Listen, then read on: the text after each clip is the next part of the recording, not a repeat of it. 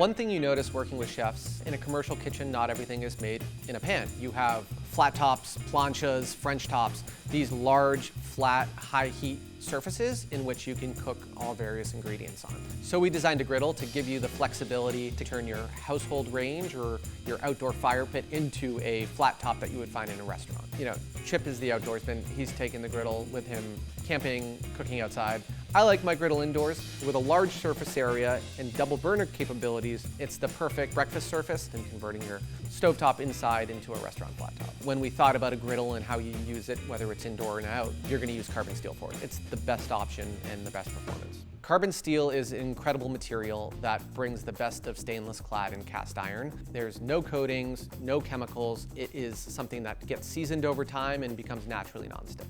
It is more conductive, so it heats up safely up to 1200 degrees and cools down faster. You want to be able to control the heat of your pan. It is lighter, more maneuverable, but the weight of a pan is even more important when you're looking at a format like a griddle.